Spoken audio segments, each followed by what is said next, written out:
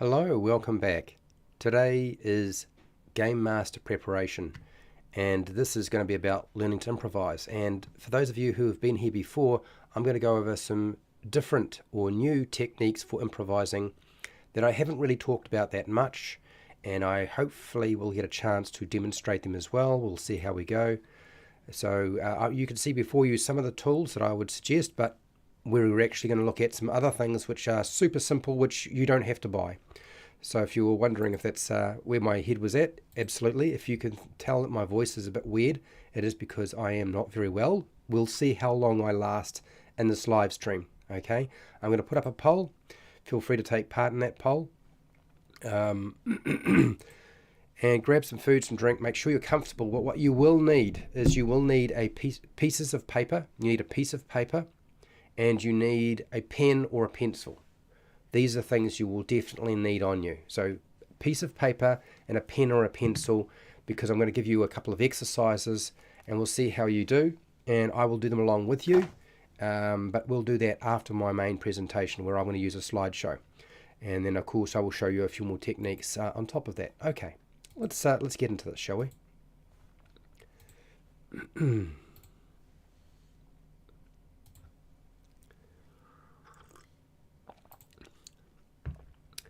Hi, welcome to How to RPG. My name is Fred Wheeler, and today I'm going to talk about role-playing games.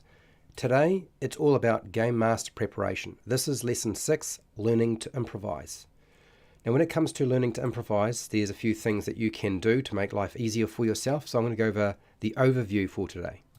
My overview is improvising methods. I'm going to cover Rory story cubes, which I've done before, plot twist cards, which I've covered as well, random charts, obviously, plot points, okay, no game preparation, what you can improvise, and some miscellaneous recommendations. On top of that, I think I would say about 6 different techniques that you can use, although I would say one of them is just a collection of 3, just reformatted or relaid out.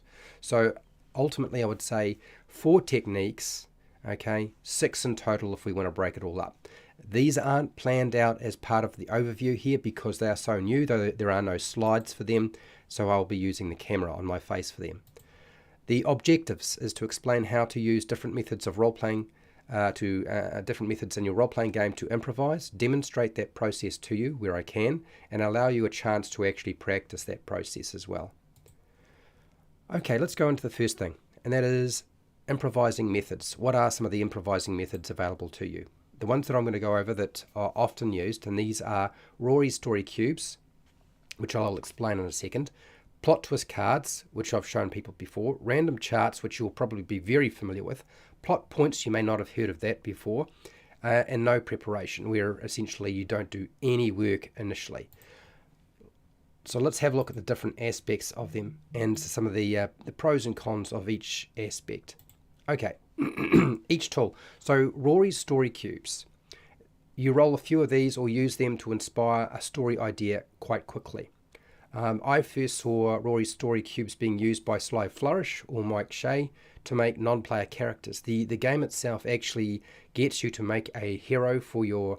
There's a game you can play with these dice, and you would actually roll 3 or 4 of these dice to create a character, a hero for your story, and then you would play that hero or story through the adventure by rolling all of the dice, and there are 9 of these things. So each of these dice, they're 6-sided dice, they're covered with different pictures offering different ideas. There is no repeat images. The set is complete, so the original set has a different image on every side of every dice. Try playing the story cubes game first with your family or friends before using the story cubes in your role-playing game or your game session, is my advice to you. Roll 9 story cubes and start with Once Upon a Time, and then each person takes turns going around linking the cubes, one of the images off the cubes, into a story, and then when you're finished you end with The End. Now this method requires some practice before applying it to a game session. It's not going to be something you can do straight off the bat. Rory Story Cubes has a phone application you can also download, so you don't have to buy the physical dice.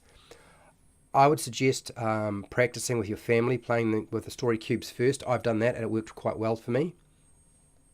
The original Story Cubes box, I think, is probably the best in my opinion, and you can pretty much do anything with Rory Story Cubes. Now, if you're a very visual person, it's going to work great for you. If you're not a very visual person, it's going to be a bit harder. Okay, so that's Rory Story Cubes, and so I'm going to demonstrate. I've got a few videos that demonstrate how to use these dice, but I will demonstrate. We'll do that very shortly. Plot twist cards. Now, plot twist cards have been around a while. They're not actually made for any other game other than the Pathfinder game. Seriously, somebody's decided to start up the kettle and make some coffee. Okay. So, plot twist cards offer mechanical benefits for the Pathfinder game. That's in black. Forget about that. Don't worry about that stuff. But look at the narrative suggestions on it. Okay, plot twist cards, you can give them out randomly to your players, or you can use them as a reward. They allow your players to affect the game's plot, events in the any kind of events that take place during the adventure, locations, monsters, etc. But they're always themed. So there is some sort of restriction to how they can be incorporated into your game. This is not easy to do in a campaign or adventure, and it can come apart with player input. So you can find them that they might actually be able to derail your adventure or your campaign with these cards if you're not careful. So the idea being behind the plot twist cards is that they don't need to use an action. When they see an opportunity, they play the card. Now, whether you give them one card or 2 cards or 3 cards, or whether you give them out as a reward only, it's completely up to you.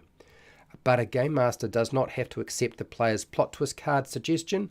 You can take the unused card if you feel it's not going to work and put it back into the deck and get them to randomly select a new card to play at some other point. This still gives them the option to have an input and affect the game, but if you find yourself dealing with too much and it's outside your comfort zone, then at least you can backpedal a little bit by saying, okay, I can't do that, it's too difficult, but you can select a new card. And I've found that most players work pretty well with that. They're reasonably happy to do this. The other problem with plot twist cards is, depending on your group, you may find they try to play multiple cards all at the same time, and that can be a problem. Whatever you do, if a player decides to use these plot twist cards and they put that down and say, okay, I'm playing this card, you have to figure out what's going to happen. No, that's not acceptable. Players have to actually offer what they would like to happen, and then you can morph it from there. Okay? Don't get them to force you to have to figure out everything. You're going to force them to come up with some of the solutions for you. Otherwise, it's just a one-way streak, and it's actually putting far too much pressure on you. Okay, the next tool. These are tools that you probably come across a lot more, you're probably far more familiar with, and that is random charts. Random charts can be used to generate everything for a game master or dungeon master. There are online random tables and charts that you can download. Donjon, D-O-N-J-O-N, the website can create a whole dungeon location in seconds for multiple rule systems, not just 5e. Chartopia is a website, so that's C-H-A-R T-O-P-I-A. It has random charts that have been created by people, tables, generators. You can actually create your own or make your own. I've made a few and put them on that website as well. You can only access it by being online. There is unfortunately no phone app for it. There's also D&D Speak. Now, D&D Speak is a website specializing in tables of 100 different things. Sometimes they have 150, but it's a really good resource, particularly if you need to come up with ideas quickly. You will find many of the Pathfinder Game Mastery guides have many tables or random charts. The Game Master's book of random encounters is excellent for just giving you a whole lot of different charts, but just locations as well. Like, you can just pull a single location and use that. It's got a map, it's got information, it's got some suggestions. The Game Master's book of non-player characters is just full of charts, but also pre-made characters, NPCs that you can use. That's why it's the Game Master's book of non-player characters. And then, of course, you have the Dungeon Master Guide for 5e, which has a lot of tables in it as well. But almost every single Dungeon Master Guide, going back to 1st Ed edition, 2nd Ed edition, 3rd Ed edition, 4th Ed edition, all have charts and tables in them. And most Game Master Guides will have something like that in them. Random tables work best if they are well organized so that you can access them quickly. So either put them onto a website or into a folder. Now, when I mean a folder, I have a physical folder that you can flip through. And if you don't want a physical folder, then you need to be able to lay it out in such a way that you can access them very, very fast on your laptop or computer. Okay, so those are random tables.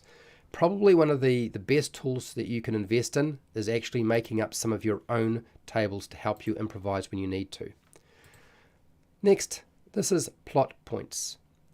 Should I say plot points? Yes, plot points. Plot points are from the Dungeon Master Guide for Dungeons & Dragons 5e. It's on page 269 to 270. They have been, in fact, around a long time. It's not new. This is kind of like the one book that's mentioned it recently. And essentially they work the same as the plot twist cards. The only difference is that the players are given the ability to use their plot point to affect any aspect of the campaign, the adventure, the plot, the non-player characters, the monsters during a game. There's no theme to it. They could just do anything they like, which means they have far more freedom, the players, in terms of their input to what goes on in the adventure. But you also have to work quite a lot harder to figure out how it's all going to mesh. Again, make sure that your players tell you specifically what it is that you want to have happen, okay? They need to be very specific rather than giving you all of the work and you trying to figure out how to tie it all in. Now, the problem with plot twist cards is they suffer from the same issues as the plot points suffer from the same problem as plot twist cards, but it's actually worse because they have so much more available to them. There aren't themes set in place. There are no real restrictions other than what the Game Master or Dungeon Master will allow. Now, just because somebody decides to use a plot point doesn't mean you need to accept that. You could say, look, that's too much. That's outside my comfort zone. I can't manage that. That's too much to deal with. So you have to be quite adventurous when you're using something like plot twist cards and plot points. If you're not ready for it, then don't try it. But I did find it was really good at getting me to improvise and to change the way that I operate when I was using them. Okay. No game preparation. No game preparation is essentially what it sounds like. You instead of doing any kind of preparation before you run your session for your game or your adventure, the Game Master decides they're just going to improvise the entire thing. And they have nothing to refer to. Now, this is something I would not recommend to a Game Master or Dungeon Master who hates feeling stressed or panics. Because it is quite stressful, particularly the first time you do it. This method is often practiced by a Game Master as a result of not having enough time to plan out their game session, and it can also yield really cruel and unfair player feedback because you're not necessarily going to get a wonderful session out of it. But there's no guarantee that it will be a terrible session. I have heard people say by not planning and doing any game preparation, you wind up with a terrible session. That's just not true. As a general rule, you'll probably feel more comfortable as a Game Master or Dungeon Master if you have done some preparation. But if you want to learn to improvise, this will certainly force the issue. Again, it's not going to work for everybody. Okay, so those are some of the basic techniques. We're going to go and look at a few more very shortly, but what can you improvise in your game? Well, you can pretty much improvise anything under the sun. But here's a few things that you'll probably come across that are quite common. And that is, now whether you use Rory's story cubes or you use, you just have to come up with it yourself, or you're using plot twist cards, or you're using plot points, or you're using a random table or chart, it doesn't matter. But these are often the things that you'll need to actually improvise. The title of a book found on a bookcase or a bookshelf or on a desk. It's quite common, you'll have a pre-made adventure, and there's books on in the bookshelf, there's books on the desk, but you don't know what the titles are of those books. So this is where you're going to create that. The contents of the book when they decide they want to read the book. So now you've got the title, but then they decide, I'm going to open it up, I want to read what's inside. So again, we're going to improvise something like that if we don't have it already pre-prepared. The creation of a non-player character we were not expecting we would need to have. Developing the personality traits, the bonds, the ideals, the flaws, motivations, and secrets. You won't always have secrets, but you'll always have something like a personality trait, a bond, ideal, flaw, or motivation. But you can go right down to just a personality trait and a motivation and leave everything else out if you absolutely need to. This is probably easily done by using random charts and tables or rolling some Rory story cubes. A quick adventure hook for a side quest can be created and improvised with a number of different tools. Tables and Rory story cubes works well, but there are other ways as well. Random encounters. I'm not talking about a combat encounter. I mean a random encounter where something else happens other than they will fight. A letter that has contents for the written by an NPC. It might be presenting a clue to complete the adventure's goal. Like that sort of stuff is really important, right? We often wind up having to do something like this. Runes found on an ancient castle or a temple or a tomb that unlock a magical secret. Like that might be something. You might even have to improvise and make up a monster on the fly, and there's a couple of different ways of doing that. One of the easiest ways is to simply reskin something that you already have the stat block or the mathematics behind the monster, and you simply rename it and you give it a slightly different look. You change something about it. Developing travel locations for your party to see as they journey from one place to another. Official documents, journal entry is quite common, having to have a journal entry, although often when it comes to a journal entry, a lot of people prefer to have that pre-prepared. Loot items, so some treasure and stuff they could pick up, trinkets, magic items. All of these things can be improvised given the right tools and approach. Okay, some miscellaneous recommendations, because I always like to give out some miscellaneous recommendations. So here are some of the miscellaneous recommendations that I have for you. First off, try not to be too scared about the whole process. Okay? Don't judge your own improvising strictly, as it's not always clear what a player will actually enjoy. Improvising actually takes time to practice before a game, during a game session, so don't expect to be very good at it when you're starting out and you're practicing. You will be not that great at it. Because even if you do practice beforehand, you still have to be able to do it during the game session. So that means that you won't be perfect at it. You will have hiccups. Things will go wrong. You just have to be open to the idea of it's all right for me to make mistakes. Now, even if the players don't like a game master improvising the game, that doesn't mean that the player's feedback needs to have a lot of weight for a game master. Now, I'm always asking my players when I'm game master or dungeon master how they found the game session. What do they like, what they dislike? I ask those questions. That doesn't mean that I will take on board everything they have to say, okay? Because remember, you're put on the spot. You're having to improvise. So it's not going to be gold every single time. The other aspect to this that we need to remember when you're looking at getting feedback from somebody else is a lot of your players will never have been a game master or a dungeon master, so they have no idea the kind of stress and difficulty in trying to improvise and adjust to what they're trying to do in your adventure and what you present to them. They won't have any idea of the stress level, and they may not even care. So you might have players who are quite understanding, but you've got to remember what players' feedback is and who it's coming from and when it's important. The other thing to remember is when players improvise with their characters, they're not always very impressive with what they do. Sometimes the stuff they do comes off as being quite hokey or silly or just jarring or metagamey. So it's not like they're perfect either. And you need to be open for them to be making mistakes as well, doing things that aren't that great with their character, learning the ropes, and they need to be understanding to you as a game master, same approach. So always look at it with a grain of salt. Their feedback is not ultimately how you change things. Now, I will say this, when you get feedback from a player who's also been a game master or dungeon master, your feedback will probably be far more useful to you. Why? Because they actually have been there. They've had to try to improvise. They've had to run games before.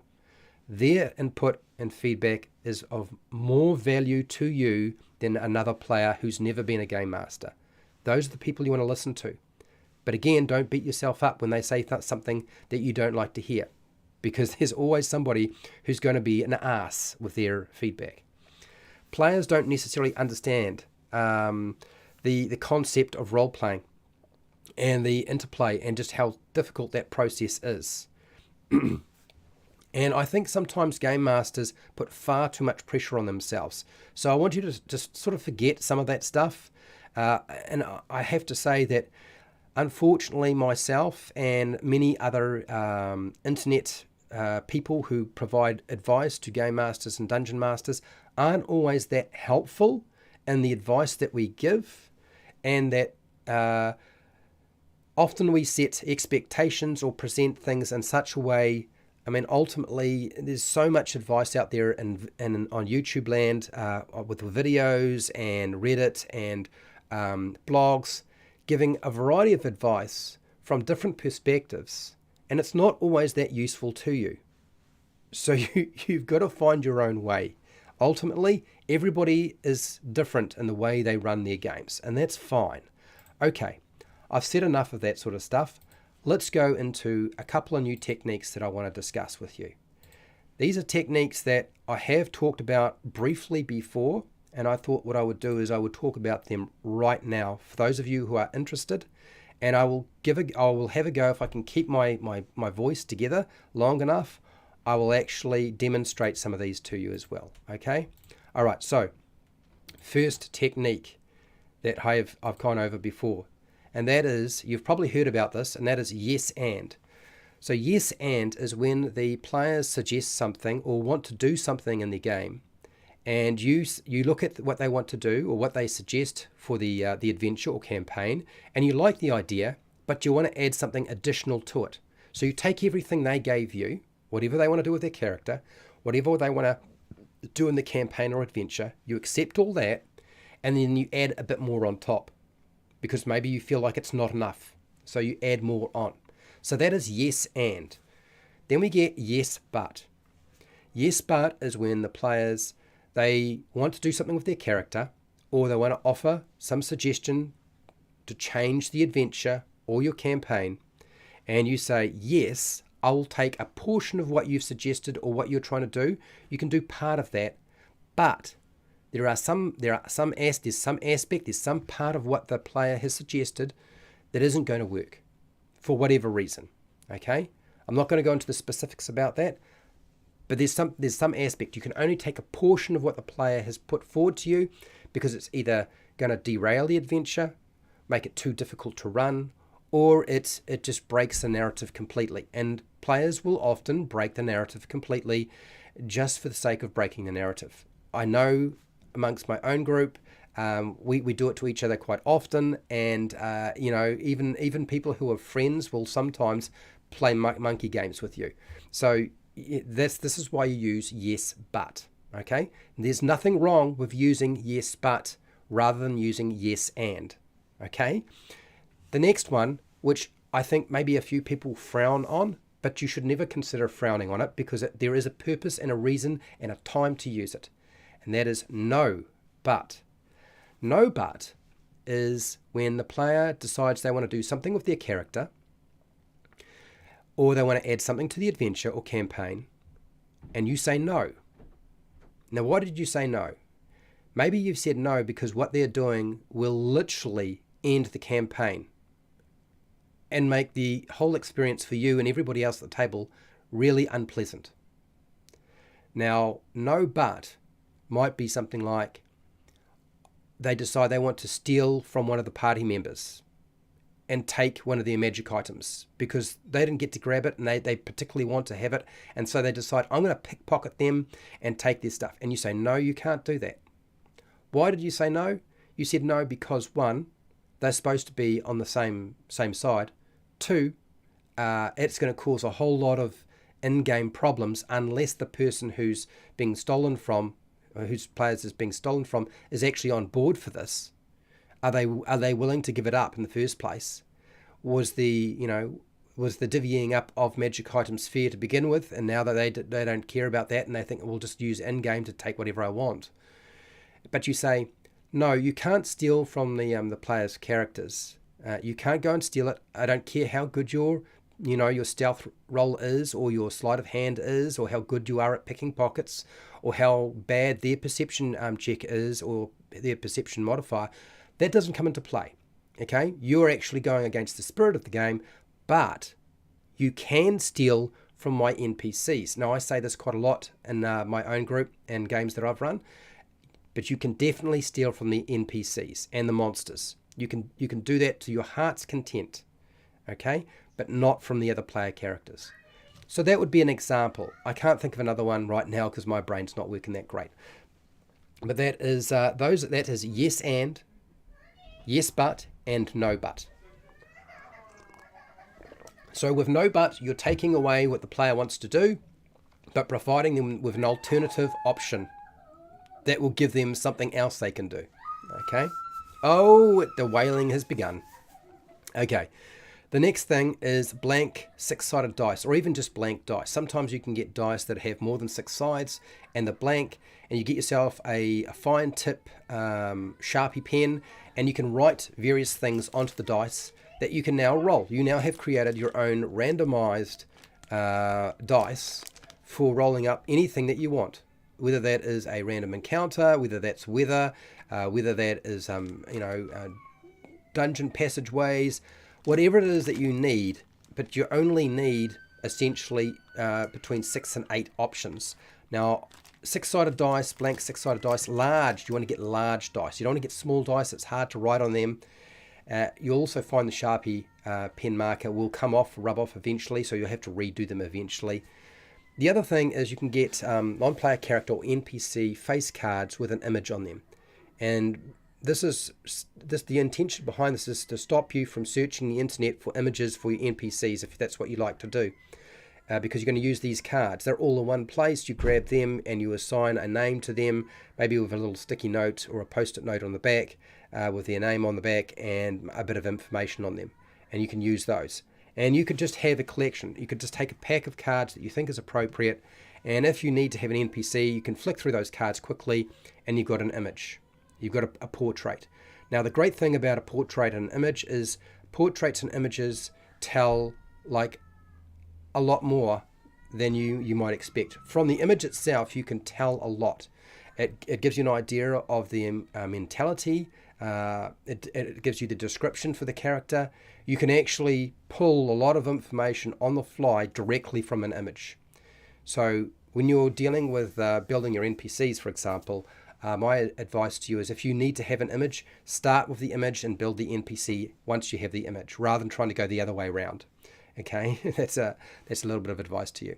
The next thing is a single sheet of paper where you do a brainstorm. And my suggestion to you is, as people are throwing ideas down, you write down 1 or 2 words for each idea, and then you circle the ones you like, and you pull together the ideas that you think will work together, if any of them will. This is just a way of allowing you to adjust what you're doing as you go. I've done this before. There are other ways of dealing with this sort of thing, and I know for a lot of you, you're probably thinking, well, what happens if they decide to go and do something that isn't been prepared, which is part of the reason why I run this class, and they decide to go somewhere else. They're going to go and do something else.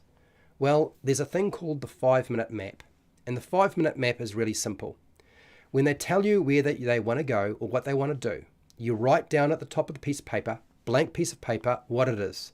You draw 5 boxes. In those boxes, you write down either the different locations that would make sense to be within the area that they're going to. So if it's a tomb, it might be the annex, the antechamber, the gallery, the burial chamber, and the treasure room, something like that. Okay, you write those down in the boxes. In those boxes, you then write down what is the thing they have to overcome. What is the threat? What is the obstacle? What is the problem to be solved? Is there a monster in there? Is there a trap in there? You're probably not going to be improvising puzzles. It's way too difficult if you ask me, but you can do all of those other things. Is there an NPC they need to talk to in that location or can talk to in that location? Is there a natural hazard of some kind rather than a trap? All those things come into play.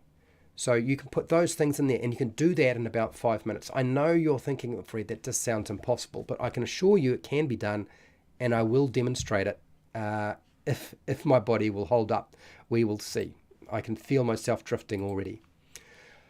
So those are the techniques that I would suggest giving a go, trying to use for your games if you want to be able to improvise and deal with the things that get thrown at you and you're like, okay, what do I do now? Now, I want to thank my patrons who help support me so I can keep running this program every single week. I want to thank the people who took part in the in just listening to what I have to say, and if it was useful, there's always great news. And hey, till next time, keep rolling those 20s.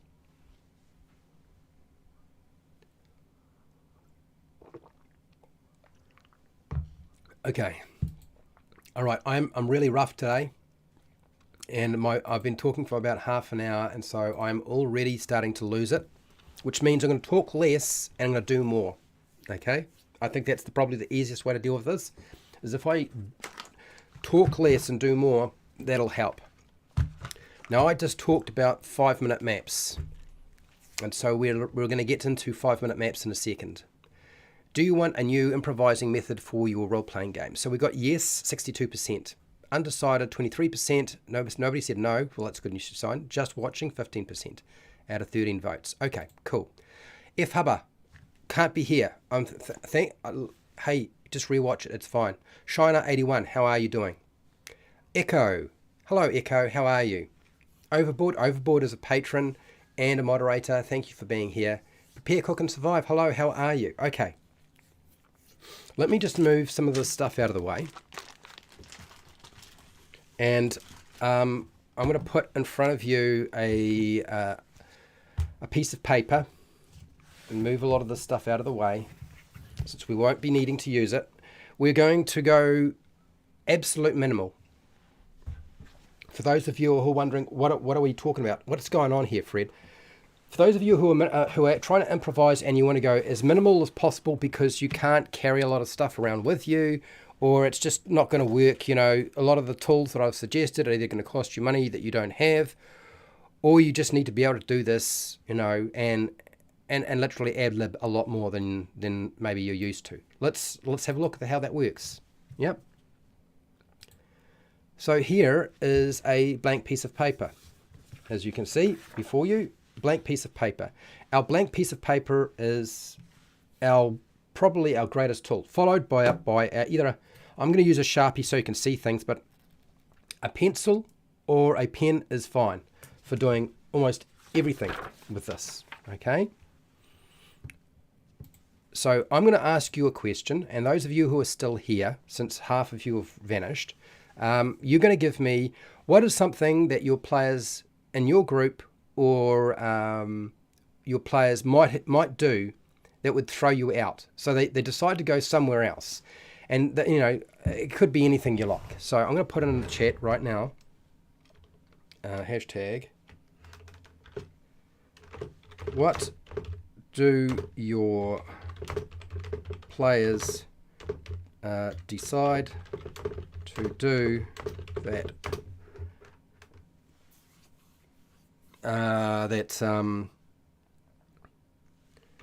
you haven't prepared? Maybe they go to a specific location. Maybe they decide to pursue a avenue that you were not expecting.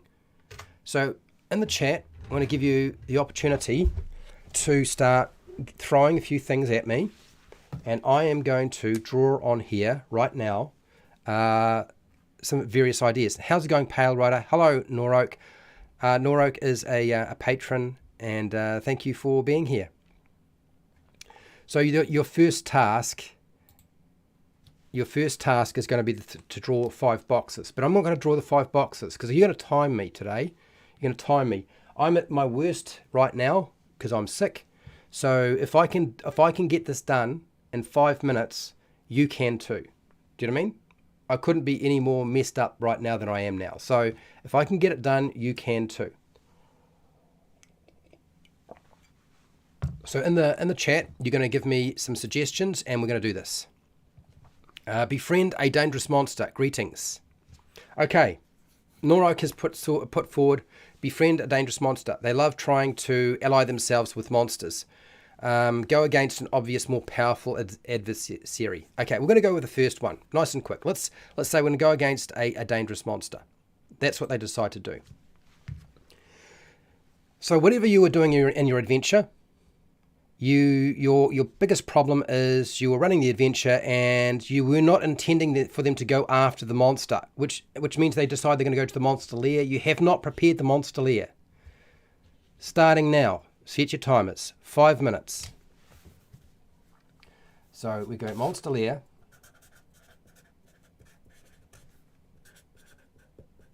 We won't worry about giving it a name for now. We won't even worry about what the monster is.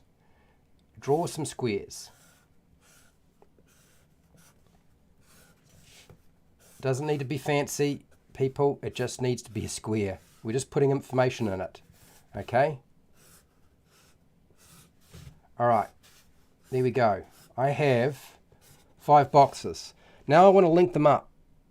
Or instead of linking them up, I will probably just write in what is a monster lair made up of. They're going to go to this monster's lair. I don't know where it is. Monster lair usually going to have, let's say we've got an egg chamber. Okay, an egg chamber or a nursery or something like that. It's an egg chamber. That's our first one. We have the pantry. Now, when I say pantry, I mean like larder. Okay, larder. This is where they keep their food. The monster's food is kept here. Yep, they have their dump. Okay, dump. So this is where all the waste goes. What else would we have here? We have probably our entrance. We might even have a natural hazard for it, but we have our main chamber, main layer. Okay, and then we have our entrance. That's all I really needed to start off with. Okay, 2 minutes gone. I need to link this up. So our entrance needs to link to things that make sense. So you draw a line to them. Entrance leading to the dump makes sense. You dump all your stuff close to the exit of your place, if you can, or your entrance. Your pantry might be close by. We're going to say that our main layer leads to the egg chamber, and then from the dump we can get to the main layer, and then from here main layer leads off into our pantry or larder. So that's our map. Really simple. 3 minutes have gone now, and I've been talking. Now we need to put something in here. Let's come up with a monster. What's our monster going to be? Well, let's just pick one that's nice and easy. It's a dragon. We've got a dragon. Okay, egg chamber. So we're going to put what's in here. These are eggs. Baby dragons. Maybe they will have to fight some wormlings or baby dragons. The dump. What would we put in the dump? Well, we can put insects in here if we wanted to as a thing that they could fight. Insects, bones. This is probably where we're going to find a lot of bones. What would we have here? Is there a sign? Probably not going to have a sign. Pantry.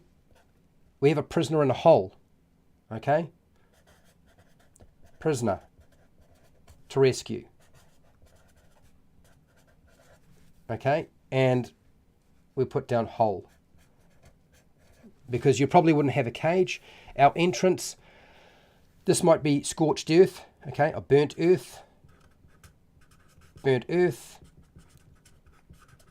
Dead animals. There's a whole bunch of dead animals everywhere. Okay, so we've got that. We also probably want to have treasure. And our treasure, easiest place, put our treasure here.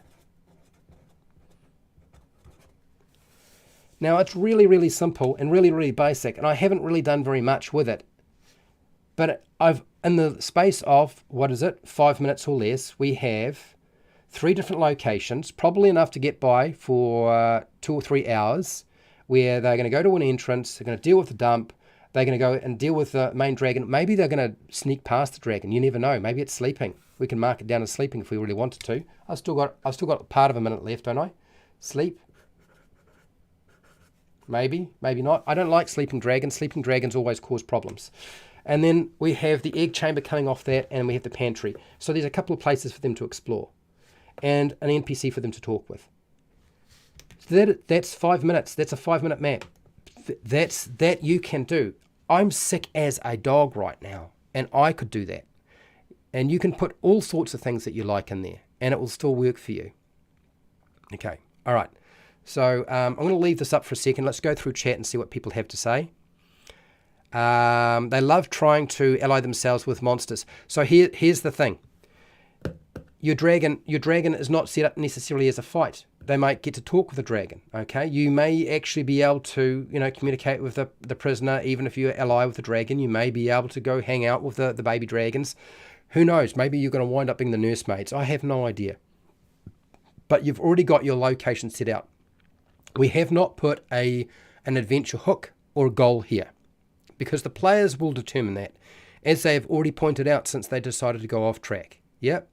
But we've got all the pieces that we need. If I can do this, you can do this. Go against an obviously more powerful adversary. Well, a dragon, if the dragon's an ancient dragon, they're not going to be fighting it, are they? Particularly if they're a very low level.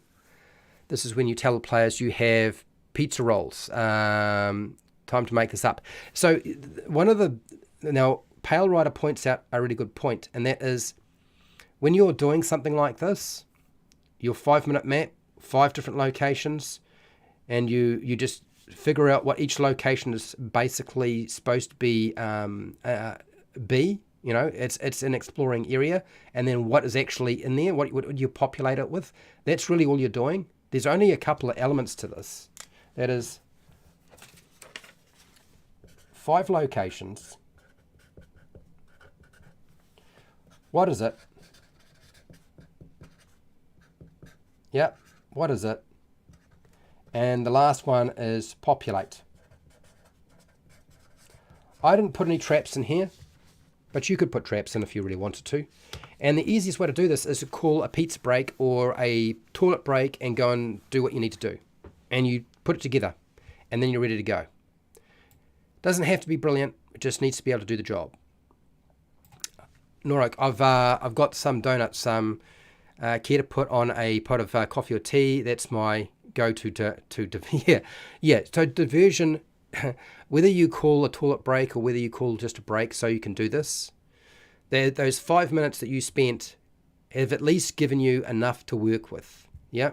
Carrion crawler in the dump. Yes, you could put a carrion crawler in the dump if you wanted to. Yep.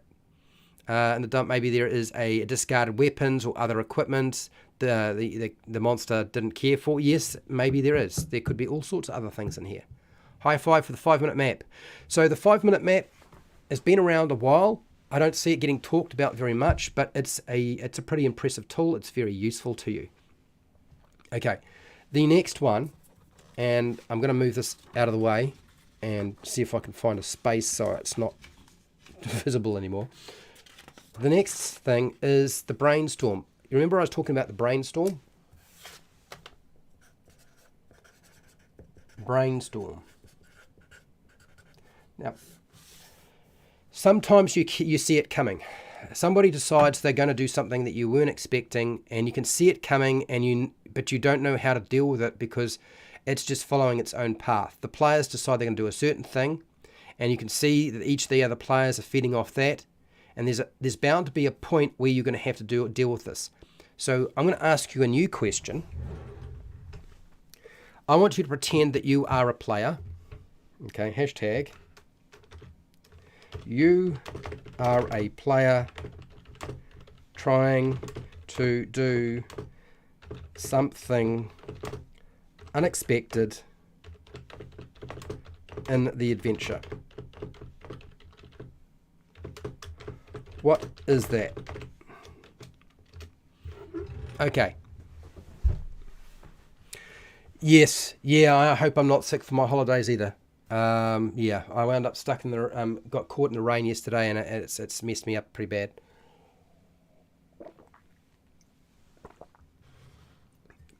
So here's my question to you. For those of you who are here, okay, did I type in my yes?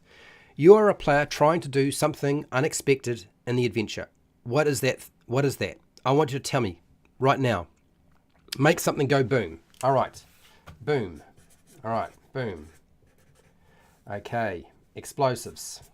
Keep firing out off things while I do this. Explosives. I'm going to put down monster. What else you got here? Prepare. Going off into town for supplies. Supplies. Town. Town. Supplies. Okay. So these are things. Okay. A siege, or siege the manor of an arrogant. So all right. So cruel. No, so you've got a whole bunch of stuff happening all at once. Cruel noble.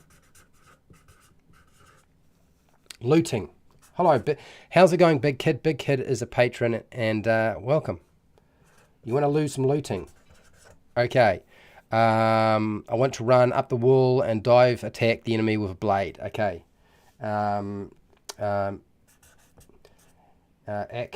Acrobatic attack. Okay, we've got siege. We've got mana. So there's a lot of stuff going on here. So there's a whole bunch of different things. How many of these things can I tie together? Well, first off, I would say supplies, town. I'm going to circle these. I've been writing these down as you're going. Arson. Prepare, cook, and survive. Comes up with murder and hobos. Yes, arson. I'm circling that. Arson right now. Perfect. We need that. Boom. Got that too. Explosives. Okay. We're going to take all those ideas and I'm going to tie them together. How do we tie all this together, and why do we tie this together? My solution to this, with all the different ideas that players are throwing at me, I think this is a good time for when they're going to town to buy supplies. We're going to have somebody is going to wind up causing some sort of sabotage, and there's explosives being sold in the town supply shop that they go to, and there's going to be an explosion, and we're going to have a fire that they have to put out. There we are. We've just now taken a lot of the ideas that they wanted to work with, and now we're going to have to... Okay, don't do it on the side. I'll just do it here. Put out fire in shop.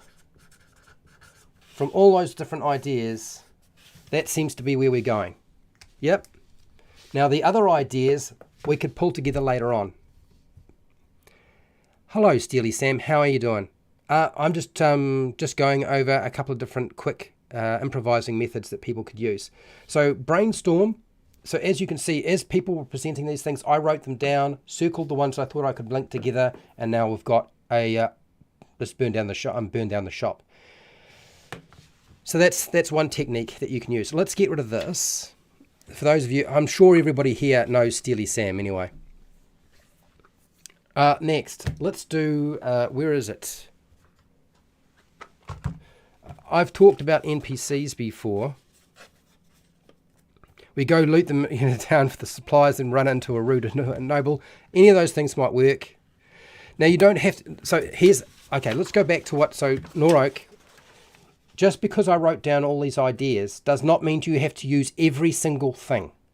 It is fine to just use some of them and come back to the other stuff later, or to leave it alone if it really goes nowhere. You might find that all these other things like sieging the manor and dealing with a monster and a cruel noble and so forth like that, looting and so forth, may not even come up. They might be quite happy with putting out the fire in the shop because there's been an explosion.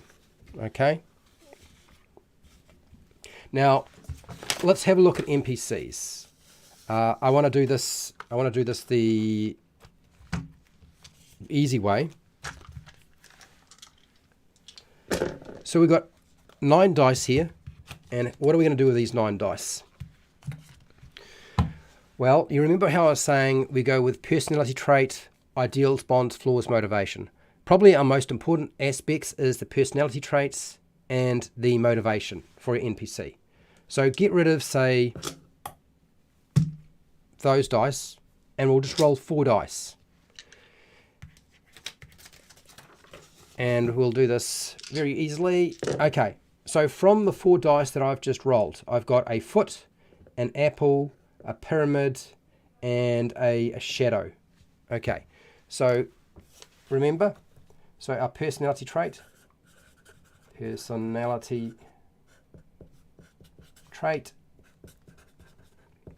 next thing, most important, motivation. So we're going to do that one next. Motivation. Do we have a bond? Ideal. Now, a lot of this you've seen from 5e for sure, right? Floor. Okay. So what's our first personality trait? Scared of our shadow. We'll take the shadow there. So we'll use that one there. Scared of shadows. Of shadow. Or our personal shadow. There you go. There's one of our personality traits. We could have more, of course. I don't want to even go near ChatGPT. I know people talk about using that sort of stuff, but honestly, I've seen what the people are doing with it, and I think it's rubbish. If you ask me, I think it's pretty bland. Next, our motivation. What is our motivation? Maybe our motivation is to sell apples. Sell apples. We're an apple vendor. Yeah, we're a vendor. Yeah, maybe we're a farmer. You never know. Next, footprint. Maybe we've got big feet. Big feet. Can't get shoes.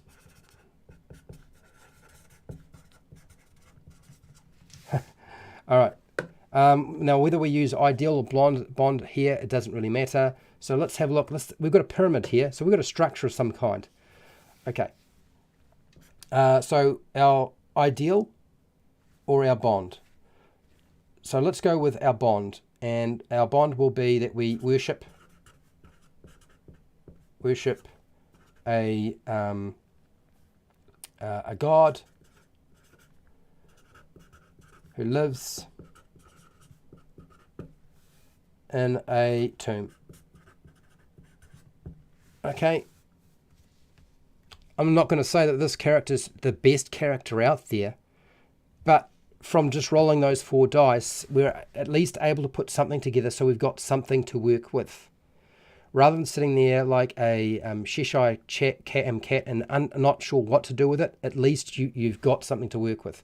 So an NPC, you do this a few times, provided you're not as sick as I am right now, and you can probably get this done fairly easily. At least on the fly, can be done. Okay, so let's get rid of this. Let's do a trap.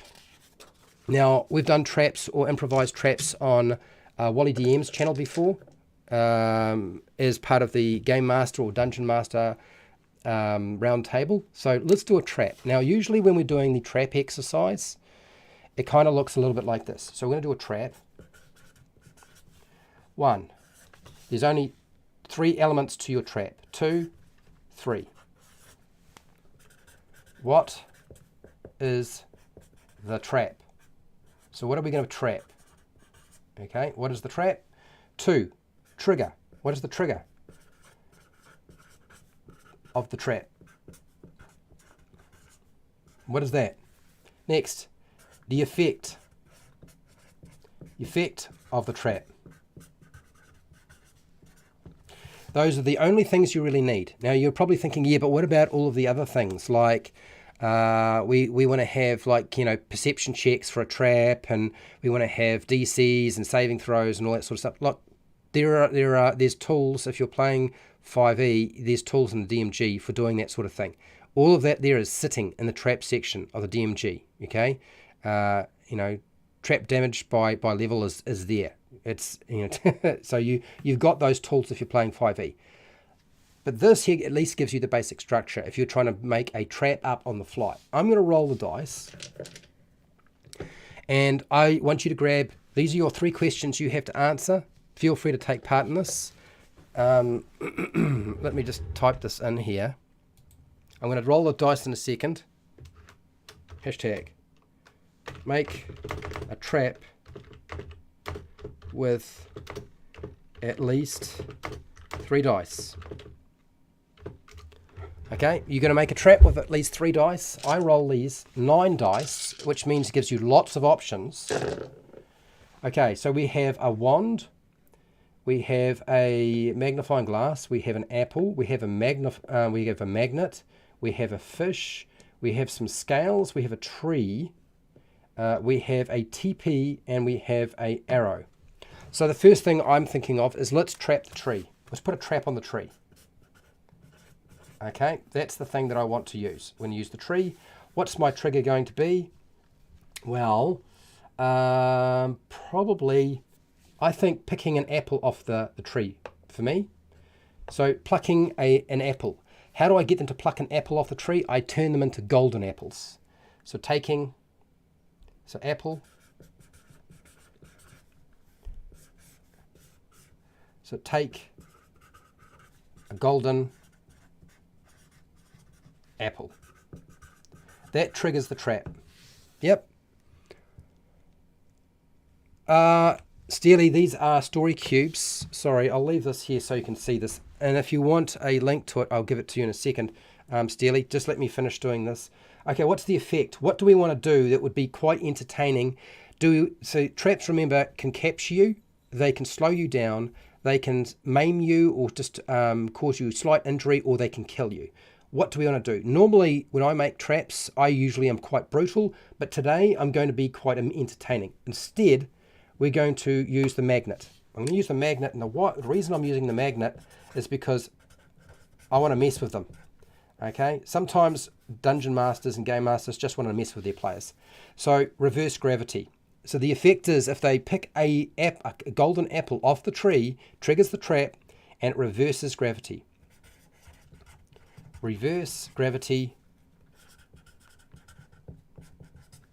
in 100 feet of tree, which means they will start floating up into the air.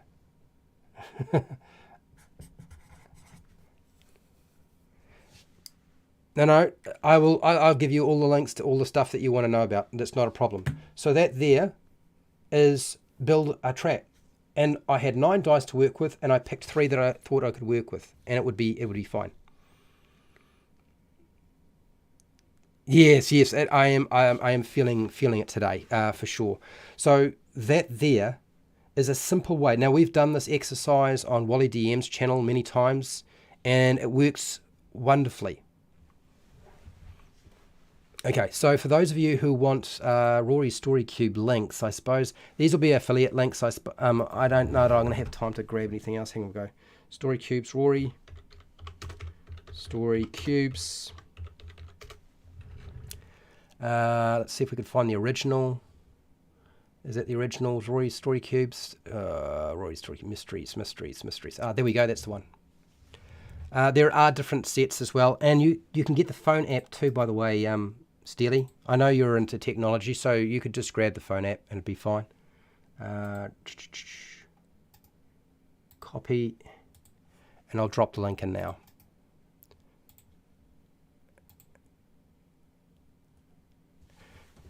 So all of you can build your own traps any way you like when you're doing this. Pretty simple. Okay, so next on my list, it's almost top of the hour. I'm going to actually, yes, I'm going to do Rory's Story Cubes. Last, we're doing Plot Twist. Plot Twist? No, I'm doing Plot Twist cards now. Back to my face. Sorry. It was better when you just had to deal with the dice, right, and the piece of paper. Now you've got my face. So Rory's Story Cubes are a really useful tool. You can do pretty much anything you like with it, not just traps. You can make a title of a book, all sorts of different things. These here are plot twist cards. So I think probably the easiest way is if I do this. I'll show you the cards, and then I will explain what you might wind up doing and how you might go about using it. Because I did explain it, but I didn't actually kind of demonstrate. So maybe I'll demonstrate for you. Now, I haven't been keeping up with the chat. So if you want to get my attention, the easiest way is to do a hashtag or something like that if you have a specific question. Otherwise, I'm just going to keep burning away real fast. So Steely Sam, the phone app for Rory Story Cubes, there's more than one type, by the way. That is just the current price on there. But you can. This is a bundle of 4. Rory Story is a bundle of 4 identical games. So I don't think it's just the one. I think there's a bundle involved there. But there's a couple of different ones. You can get the phone app for a couple of bucks. You can probably find a knockoff system one as well. They've been around a long time, and yeah. So where is the other? Yeah, no, I'm not going to. You can just look it up yourself, okay? The phone app, I'll just go with the phone app, honestly. So, plot twist cards. Let me just do this.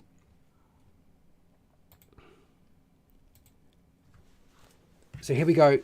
These are the plot twist cards. The idea behind these, as you can see, is they are an opportunity for your players, but you could also, as a game master, decide to use them as a way of changing your game up. If I can get that things to come out. Here we go. All right. Yep. Okay. Here we go. So this is the deck. This is how it looks. You get a picture, you get like a title, and underneath the black writing is just for Pathfinder. Don't worry about that. It's really not that important to you. And then underneath is 4 narrative suggestions, how you'd go about using it. Now, as a game master, you might decide that you're unsure what to do next. So you could use this as sort of like a random encounter generator in many respects. And it won't necessarily be, let's fight a monster. Say, see, an unseen obstacle could be, okay, we got a trap. And the suggestions here, unseen obstacle, something gets in the way. So maybe it's a hunter's trap. Maybe a tree falls down in front of the road. Those were all suggestions. And it's not just the game master who can use this, but you can also give them to a player who can decide, while they're traveling, things are bored, I'm boring, I want something to happen. And so they can use this. An uncharted hazard appears on the path. So maybe what they come across is an overturned cart or wagon, and it's blocking the road, the wheel's broken, it needs to be repaired, and the passengers of the wagon need assistance, and so they're going to go and help repair the wagon, put the wheel back on, and get the travellers moving again. That could be completely legitimate, or it might be set up to be some sort of ambush. It's completely up to you. Next, some effect prevents the use of abilities. So maybe you come into a fairy circle, and in the fairy circle, all of your ability to cast magic is turned off. So that would be one that you could put in there. Or an act proves harder than it appeared. So maybe you come across a rock, and it just happens to have a weapon or a hammer mounted in it. We're going to. I'm pulling from Thor. And no matter how hard you tug on it, you just can't pull it free. You just can't pull it free. So that would be unseen obstacles. A way with words. Now, whether the player uses this, or a dungeon master uses this, or a game master, a way with words has got a theme to it. So it's going to be around talking. Or it might be around something that's written. It could be any of those sorts of things. So how do we work with this? Forget the stuff in black. The black line and the white text here, that's game mechanics. Ignore that completely. You deliver your speech flawlessly. So maybe you have to give a speech to your crew. You're the captain of a pirate ship, and you need to give a speech, and you're just worried. And so you want to be able to actually use this to help with that. Now, the problem with players using cards as a trump card to solve problems will always come up initially. But once you explain to your players, no, this is not something you can just do and use to solve problems. You're not playing Magic the Gathering, okay? Instead, what you're trying to do is you're trying to make the whole situation more interesting and more complicated, or create a threat or a problem that did not exist before. Now, once I explained that to my players, they adjusted from using the cards as trump cards or as playing cards that would solve problems for them to using the cards to create problems for themselves. It's top of the hour, I'm aware. The menu holds hidden clues. So maybe one of the players say, look, the menu that we've been delivered in the tavern or the inn where we're having our food, I find on the back that there is a map. Somebody scrawled a map on the back of this this menu, and I don't know if it's a treasure map or where the map goes, but it's potentially a new adventure. So maybe that's what they put forward is, on the back of the map you find something odd, like a map of some kind. A plea sways you. So the idea being that maybe somebody comes rushing to ask for help, say they're a local farmer, they need help, there's some raiders, some orcs attacking them, and the players point this and say, look, we want a farmer to show up. I want a farmer to show up and say, we need help because our farm is being raided by orcs or goblins, and we'll go and help them fight them off. And maybe it's as simple as that. Or you talk your way out of trouble. So maybe there's a situation that's been set up and you weren't really open to the idea that the NPC could be negotiated with. And so instead, what you decide to do is adjust that. So instead of the villain only operating one way, which is attack no matter what the players do, you decide you can negotiate with the villain now. Okay, you can actually talk your way out of this trouble. And of course, as the game master, you might still bring that villain back into play at some point. So that's another way of doing it. And there's a lot of these cards like this. Okay, now the card set itself isn't what is important, but the idea behind them. And I believe that Game Mastery and Paizo, I think it's Game Mastery, put out a number of different sets. One is called plot twist cards. One is called flashbacks. I don't particularly like flashbacks myself, but they're quite a cool little tool, and you can reward your players by giving these cards out. Now, whether you give them 1, 2, or 3, it's up to you. I would suggest start with one card. Do not give out too many all at once. Otherwise, you're going to explode when they try to do stuff. Because some of my players would try very hard to figure out how they could incorporate every single card all at once. Hopefully your group of people are not quite as ruthless as mine have been in the past. Okay, so that is plot twist cards, and I will get them out of the way. And I'm going to show you the one last thing. And you can make these cards up yourself. You can make up cards like this yourself. But this one in particular, you can definitely make up yourself. All it is a small hand card, and it's got a portrait on it. It's as simple as that. And these are put out by Pathfinder. I'm sure that other companies put out a similar product.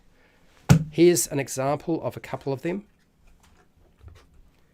And, right, so what you're going to do is you select the cards that you particularly want for your adventure with the characters in it that you think are going to be potentially useful in your given situation. One is winter themed, one is monstrous themed, and one is sort of high society human themed. So we decide I want high society human themed. And I just go through the pack and find, because every image kind of gives you an idea of what the character's like. So I don't really want that one. I'm not going to take this one. That's not really anything useful to me. I'm going to take this character though. Don't like that one because it's got a mask all over his face. And there's a pirate. We're going to keep that one. And we just keep strolling our way through, and we pick out the ones that we think are going to work the most for us or aren't going to work for us. Maybe we want a bit of variety. I'm going to keep that one there. And I'm going to keep this one here. That's going to be possibly my villain, but maybe I want that to be a red herring. Maybe that's the red herring villain. It's not actually the villain at all. And so you just go through, and there's another one. And we're going to take this. We want somebody who's funny, so we'll grab that. There's another character that I might keep. And in the end, I've decided that these are a few NPCs that they might meet along the way. They're very human focused. And all you do is you get a post-it note. Some of these already got names on the back. Some of these are already pre-named. So you don't even have to make the name up if you don't want to. But if you want to just forget about that, you can put a little small post-it sticky on here and write in a new name as you're going. and you just name them, and then you just keep the post-it on there so you remember what the name of that character is. And then anything additional about the NPC that you create, you just write on the back of your post-it note. I wouldn't do it on the actual card itself because you might want to reuse them, okay? So they're really useful. And one of the things, how do I use a card like this? This is how I would look at it. From the NPC that I've got here, it's clear that they're an elf. So I've already been able to determine their race. That's kind of nice. Okay, they've got glasses, so they're probably quite learned. They're probably quite smart. So we're going to say a scholar. Yep. The individual is sort of relatively well dressed, so maybe high society, maybe a librarian. And maybe from the expression and the way that the character is drawn, we kind of get an indication that maybe they're not particularly funny. They're quite a serious individual, and they're weary because the expression and the way that the character is laid out. That picture alone has given me a lot of the information that I needed for my NPC. Just by having a simple picture, you create your NPC based on your picture, and you can do that on the fly. I just did that now. I made all that up. That wasn't pre-recorded or anything like that. So that means you can do this. If I can do it, you can do it. Okay? Pictures are really helpful. Okay. All right. All right, Noroak. I'll see you later, Noroak. I am going to go take a quick break and see if I can handle coming back. I don't know if I will be able to handle coming back, but I will certainly try. Yeah, I'll go through chat if I can, but right now I need to see if I can I cope with going on, or will I not go on? If you have questions, I suppose now is the time to do that. So hashtag, let's do the question. Do you have any questions?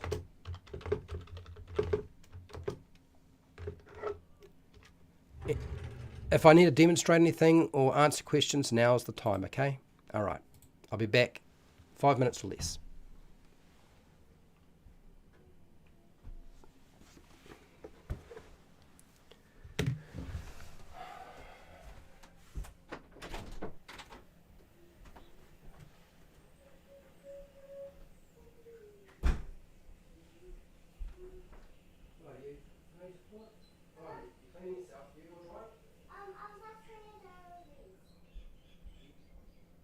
First, and then you go. I already went go.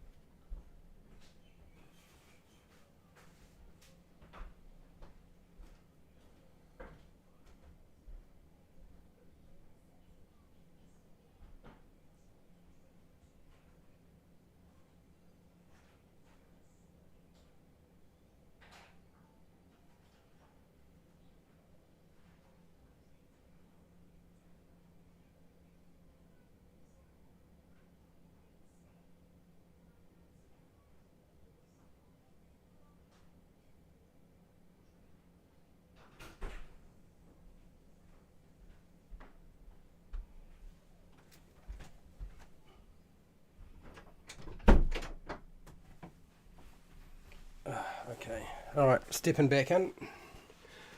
So I'm going to have to do something that requires me to talk less now, but we will still do something.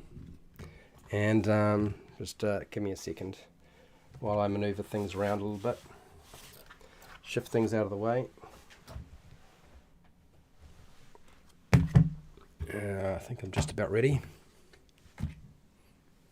Let's grab this. And okay, let's go back to here. And yeah. Let's see, let's check our chat. Here we go.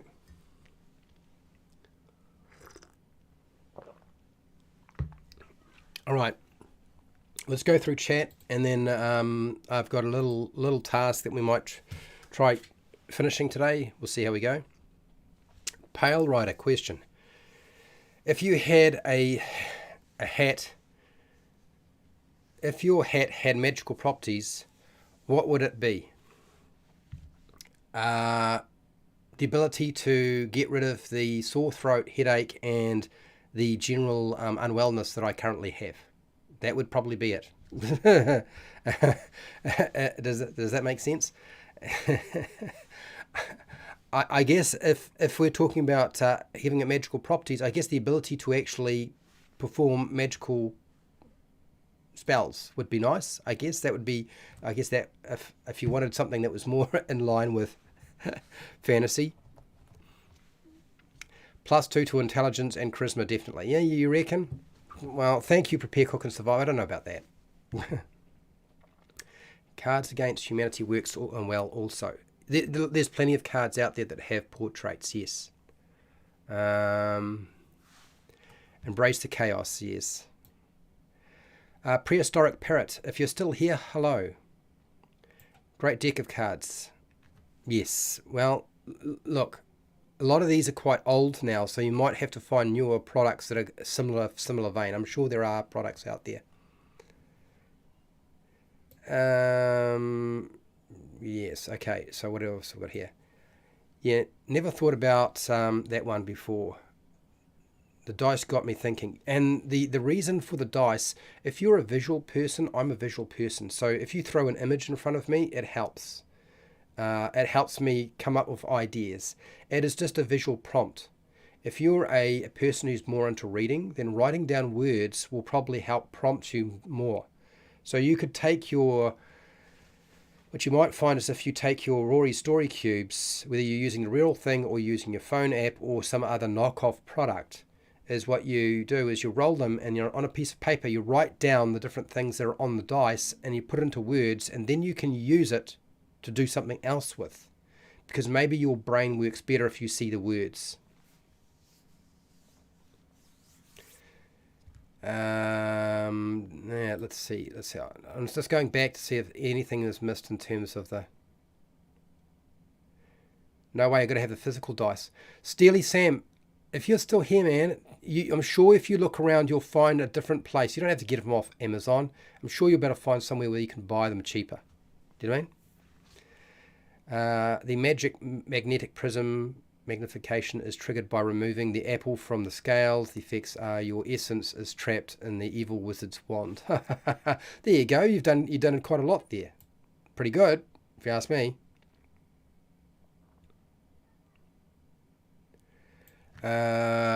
Weight trigger effect, horrible death. Well, not all traps need to be like that. Okay, I think I have looting. I think we've got most of what people were saying here. So let's just go forward. I'm sure you'll find another set. Yes. So Steely Sam, there are other sets. And like this is a smaller set. I wouldn't do that. I'd get a set of 9 if you can. 9 dice is nice, and it doesn't really matter what's on them. You can get action dice. Rory Story Cubes is like action dice and stuff like that. Anyway, let's look at tables and charts for a second, because I was working on this not so long ago, and I thought it would be nice to sort of work through this. One of the things I discovered yesterday when I was doing this, and I probably shouldn't have been doing it last night. Maybe that contributed to me being sick, I don't know. And that is when you make up a table or a chart and all it is a single word, there's a problem. So random tables and charts don't work well if all they are is a random word, and there's nothing else. Now, for those of you who may or may not be aware, we've done this before. I'm going to put this forward right now so you can see it. This is 100 wilderness locations. We've been working on this for a while, so I was working on it last night. And I don't know if I necessarily finished it completely. I'm going to just scroll down, and then I will magnify it so you can see it a bit more clearly. Okay, so what I did is the tag name is what it is. So, for example, marsh, an area of low-lying, soft and wet grassy land that remains waterlogged. One of the problems with putting in, I realized, one of the problems with having the word marsh and then explaining what a marsh is, because it's not always obvious what these things are unless you actually explain it, is the descriptor of what it is also has to be the description that you could potentially read out to your players. If it's going to be really useful to you as a table, and this tends to be the case, I think, with all tables, unless they allow you to do more than just tell you what it is, but gives you part of the description that you'll need to use anyway, it's going to be more important and more useful to you. I think every single table I've found on wilderness locations has just been a list of 1 or 2 words, and that's it. There's nothing else there. And unfortunately, that's just not enough. Now you can see we haven't finished here. I think we're short by 8 items or something like that. So I thought what I would do is I would magnify this and get a closer view so you can actually see stuff. And then I would go through here and fill in some of the gaps. And of course, I will stick it up on Patreon as I always do. But for those of you who are looking for something like this, then you get a better idea of how to go about doing it. I put it all into alphabetical order. So now that it's magnified, let's work through this a little bit, shall we? I got past this. I don't know what to do with giant tree, meadow. The problem is some of these words kind of repeat the same concept. And when I was thinking about this, I was thinking, well, I should remove them, right? I also realized that that doesn't matter, because what you do is you put a descriptor word along with meadow, okay? So the milkweed meadows. So now meadow actually works for you if you're doing your locations. Yep. You need to make up a location, milkweed meadow, and then you know what a meadow is because there's a little descriptor that explains what it looks like. So let's go meadow, define. I do this a lot, people. If you're unaware of what happens on my channel, we build a lot of tools. A piece of grassland, especially one used for hay. Okay, so we're going to take that, and the fact that they've said hay is useful to us. A piece of low ground near a river, meadow. I think what we can actually do something with this, because the word hay just suddenly gave me an idea. A piece of a section, an area, maybe we're going an area of grassland with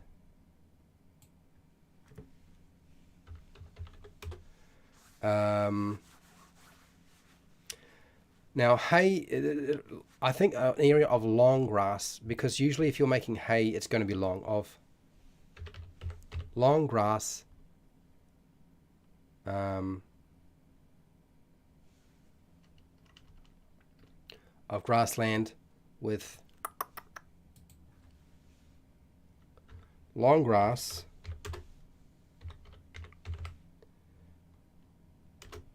and hay bales. We'll put some hay bales in there because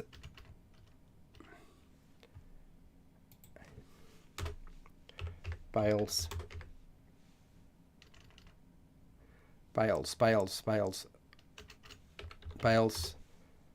scattered around. So now the meadow works a little bit better for us. We know it's an area of grassland with long grass and hay bales scattered around, because that's essentially what a meadow is and what a meadow is used for. So probably going to be more useful to work it that way. And even if we don't want to have hay bales scattered around, it doesn't matter. We still got area of grassland, long grass. Okay. Next, and let's go down here. We filled in a lot of these rapids. I actually put the word rapids in yesterday. I was thinking, oh, of course, we need to have rapids. The wild rapids. Rapids. Lighting the fire, no problems. You get going. Unprepared cook and survive. I don't know how long I'm going to survive here as it is. So we'll see. I'm going to drink some more water.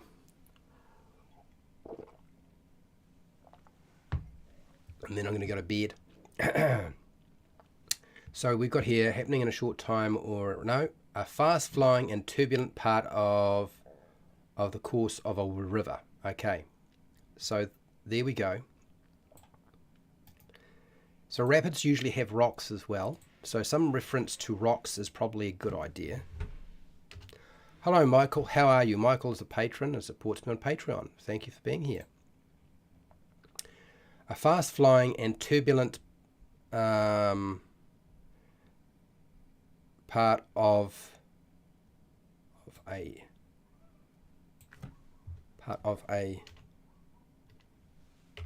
river filled with rocks.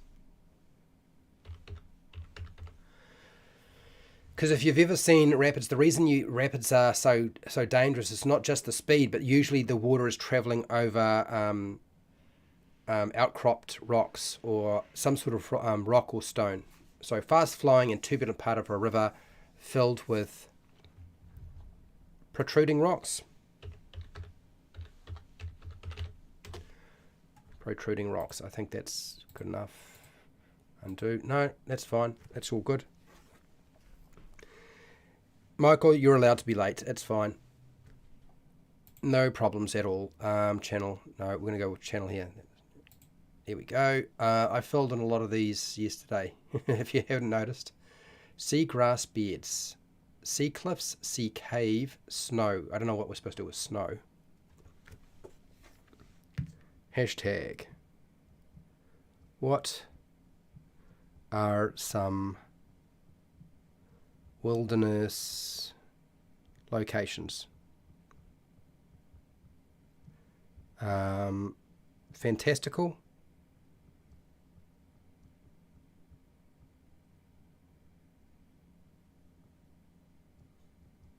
Are all good.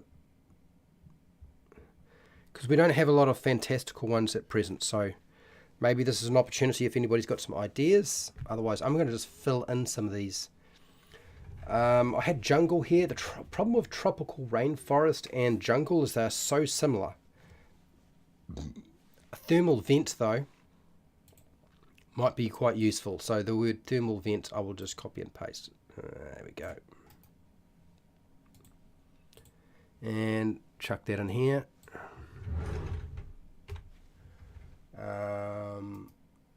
Paste. Okay. Slimy river rocks is a fast-flowing river, can be very dangerous. I speak from experience, unfortunately. Yes, I've been there too. I know what you're talking about. Okay, what does a thermal vent mean?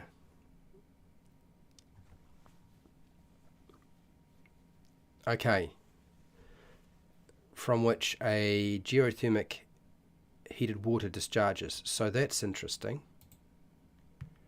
An opening in the earth, especially on the ocean floor, that emits hot water and dissolved minerals. So that's pretty good. So it seems clear that it's on the seabed. It's geothermal in nature. And there's something about dissolved minerals. and dissolved minerals. Dissolved as in, we probably wouldn't be able to see that, but we know what it is. In terms of what you would see, you'd see bubbles. So I think the word bubbles needs to go in there at some point. So we'll do that. A fissure on the seabed from which geothermal heated water bubbles outward and discharges.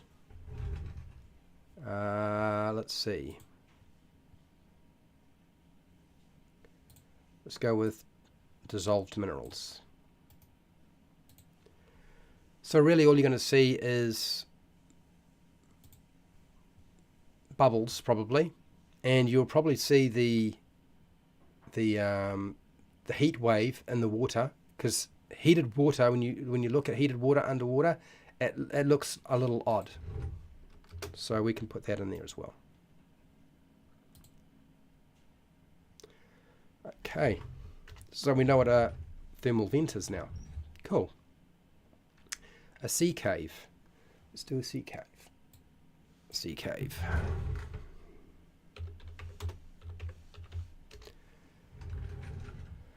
Okay, what is a simple definition of a sea cave? A sea cave, also known as a littoral cave, is a type of cave formed primarily by wave action of the sea.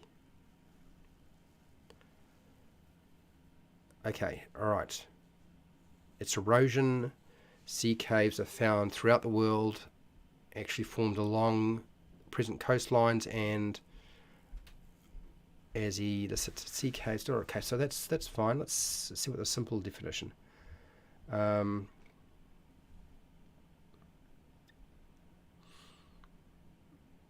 formed along the ocean coast and lake shores.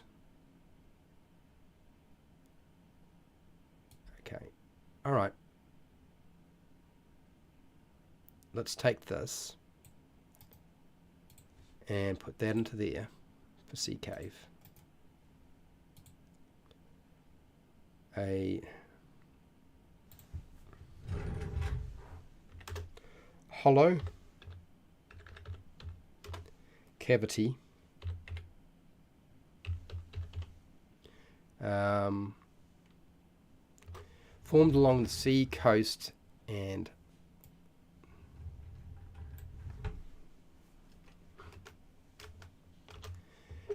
lake shores where water impacts rock.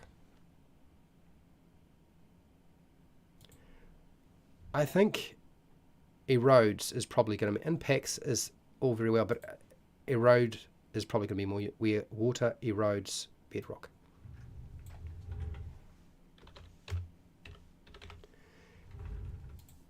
Okay, hollow cavity formed along the coastline and shorelines and lake shores where water erodes bedrock. Got it.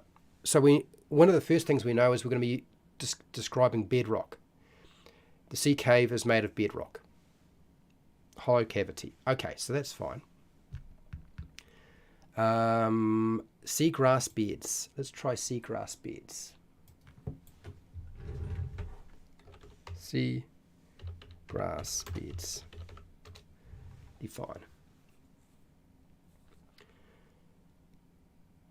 What is the description of a sea bath? Okay, one of the most productive marine ecosystems along the coral reef and tidal wetlands. Okay, that's really not very useful to us.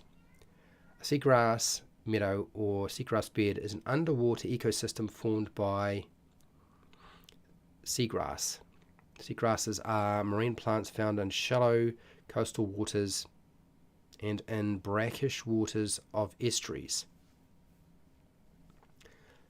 Seagrasses are flowering plants with stems and long green grass-like leaves. This is useful.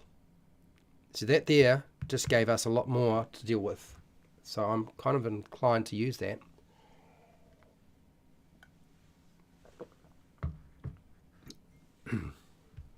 So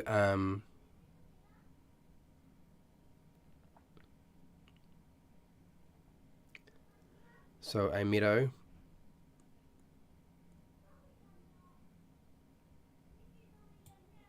An underwater ecosystem.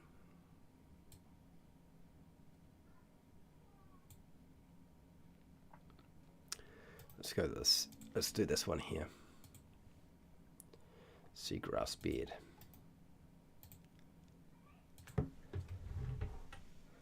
A meadow of underwater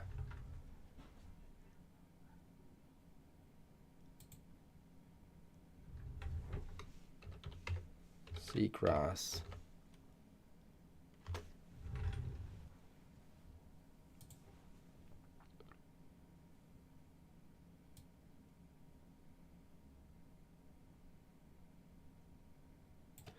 and I want that word, that little section of words there would be useful, so we're going to put that in there. A meadow of underwater seagrass grass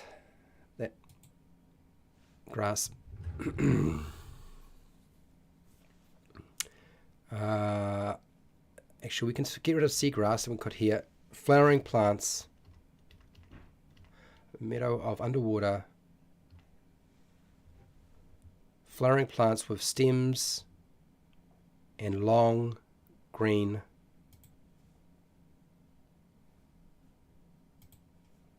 leaves.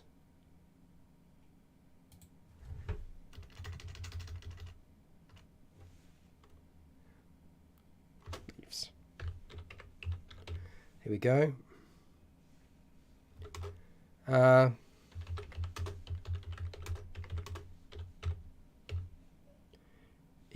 Ecosystem.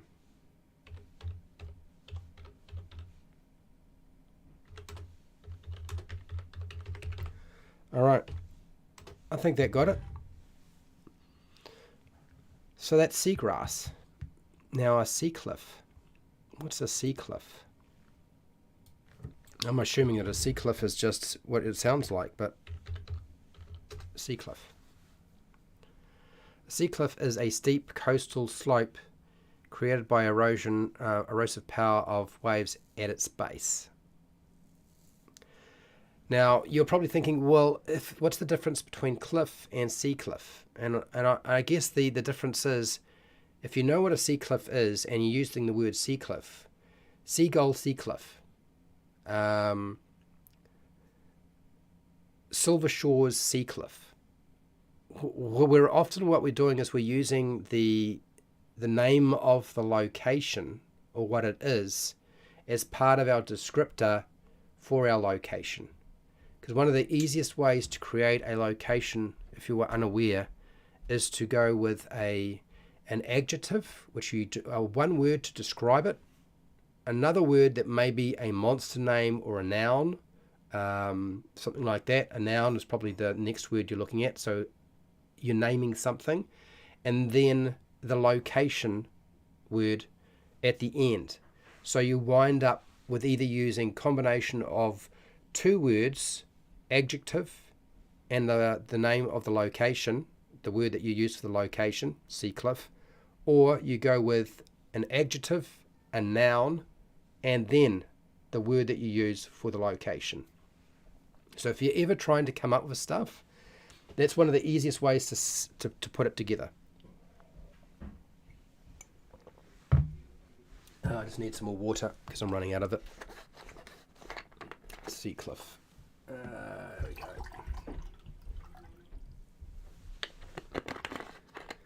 All right, let's get that out of the way. We've got more water. Sweet. Sea cliff. What is the meaning of sea cliff? I think we need a little bit more. A high area of land with a very steep side, especially one next to the sea. Okay. Well, that's just cliff. So let's put this here.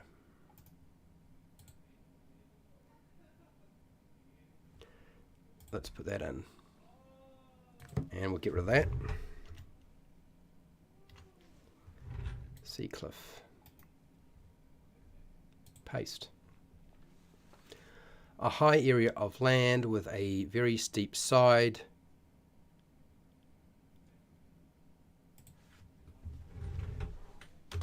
Eroded by waves.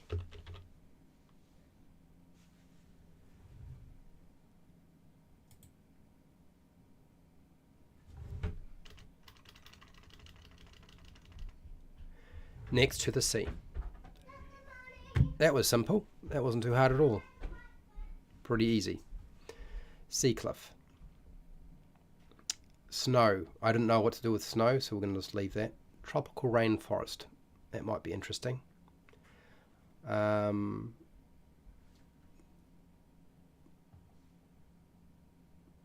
Let's do this. Let's go tropical rainforest. What's the description of a tropical rainforest? Can we put a descriptor in for ourselves?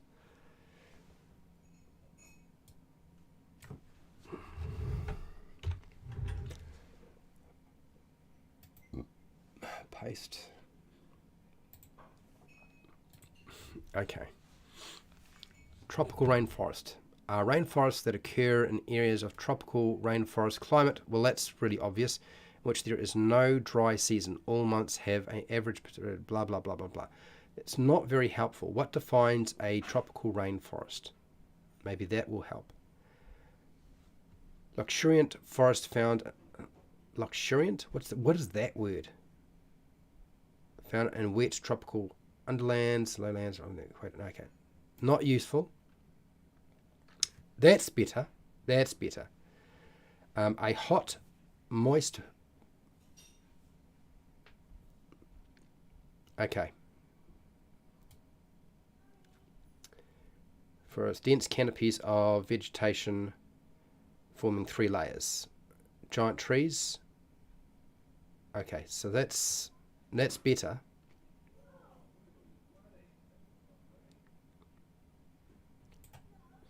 Let's do this. We'll go copy, and I'll plant that in there, and I'm going to have to make quite a few adjustments to this one.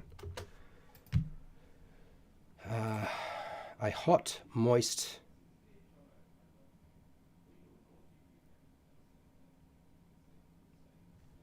Now, is there a better word that we can use than this? Because that's not very helpful, I have to say. Let's see.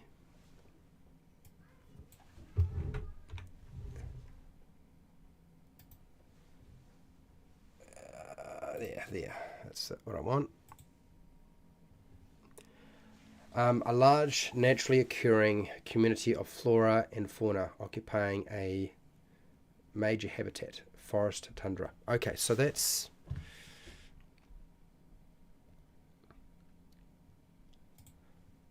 Okay, so let's get rid of this. Hot, moist.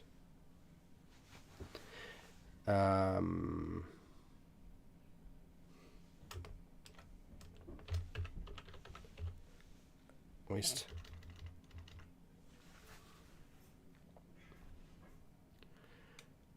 Let's see. Stand of trees, of giant trees.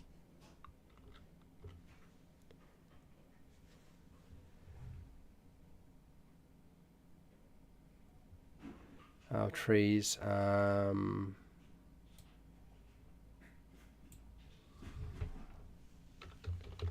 With a dense canopy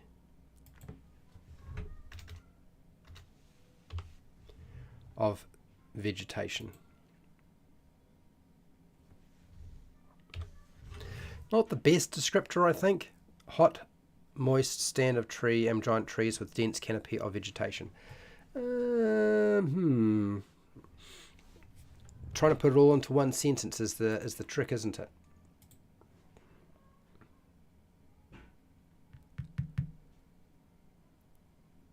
What else is there that we can use that might be slightly useful for this?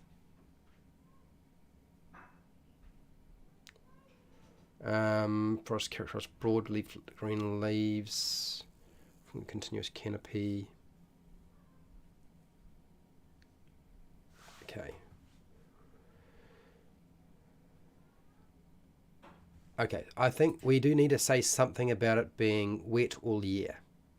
I think that's probably one of the more important aspects, is the fact that it's going to be very damp all year round. So, no, we're not using that. That won't help us. What's it? Kid definition. Let's go with a kid's definition. Tall trees.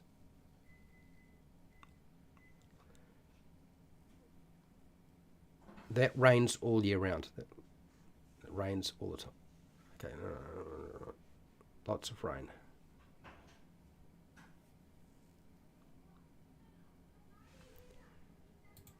That rains all year.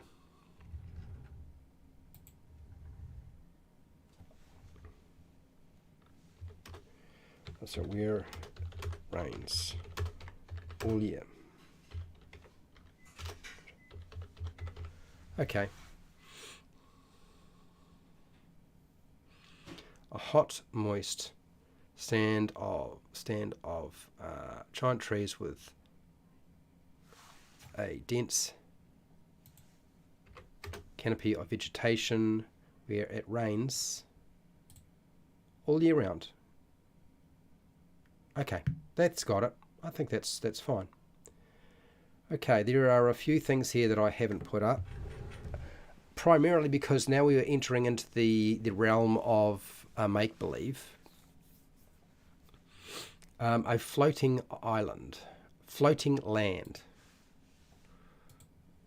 And I was trying to figure out how this is going to, how to describe this and what it is. So, mort. Speak, no, okay. Mort, no, this is, okay, so here we go. A chunk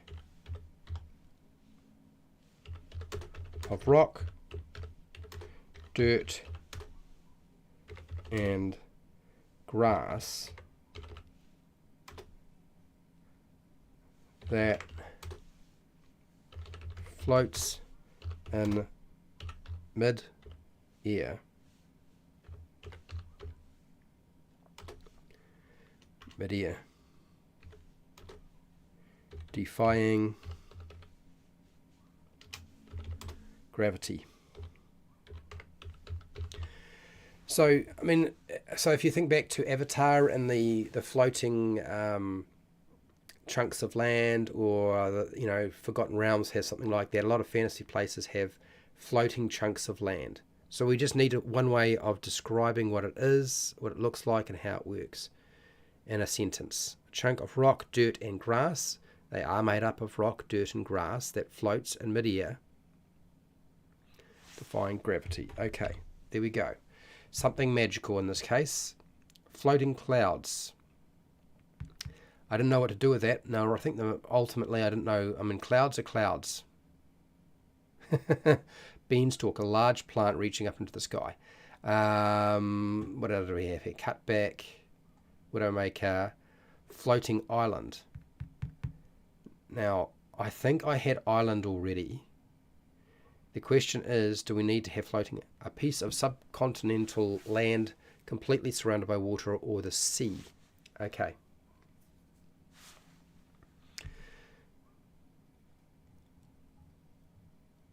A floating island, I guess, is very similar to what we have in terms of a chunk of floating land. So it's kind of the same thing, isn't it, really? So it's one of the reasons why I didn't do very much with it. Tar pits, a depression of land with natural tar oozing out of the ground. This is fine. We can take this, and I will put that in the appropriate place. So cut tar pits, T. Tar pits. There, done. Next, a dry stream bed in a steep-sided valley.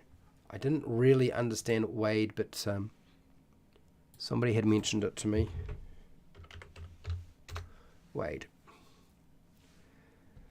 A valley, a ravine, a channel that is dry, except in the rainy season. A wade. Bed or valley or a stream in regions of southwestern Asia and North Africa that is usually dry except during the rainy season. It often forms an oasis. Okay. A dry stream bed in a steep-sided valley. I need to do something else with this. Can I get my brain to work, or is it going to shut down?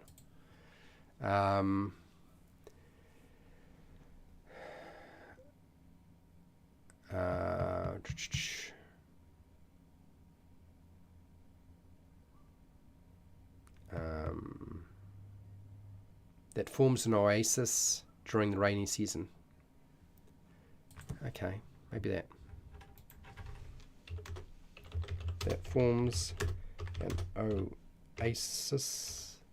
Oh, I can't spell it. Oh. Oasis, oasis, oasis, oasis. The rainy season.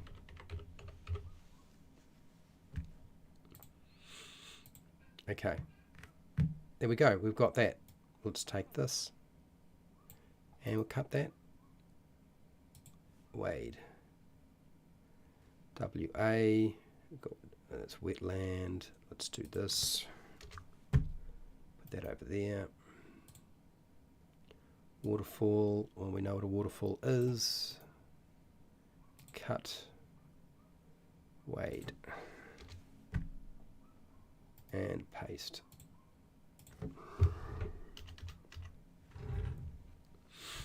Cut back. No. All right.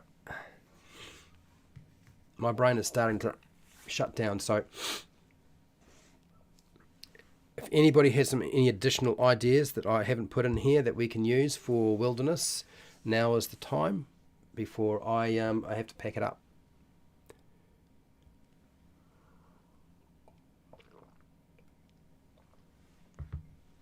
What else do we have here that we can add in?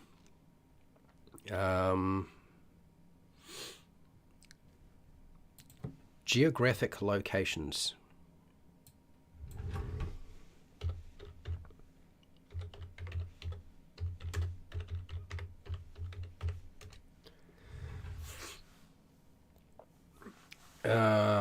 Types of geographic locations might help.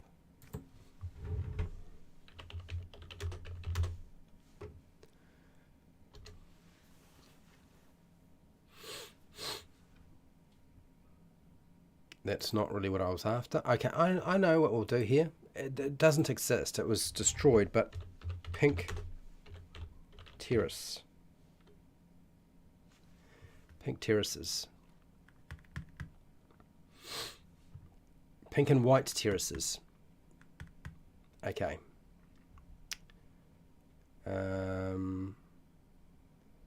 Wonders of New Zealand, which is one of the reasons why I know about it. What is pink and white?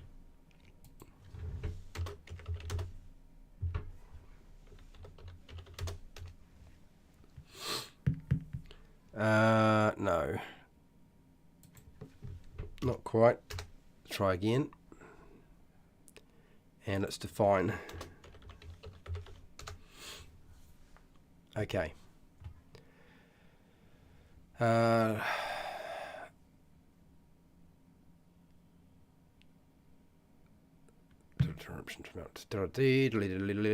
Features forming. So we want something that describes this. I probably am not going to be able to get it together today, but I'll put it in as a let's come back to it some other time. Paste. Hashtag question mark. Oh. And next, what else do we've got so much here now. There are so many different ideas here, It's there's a point where you kind of reach where you kind of covered everything. What about snowfields?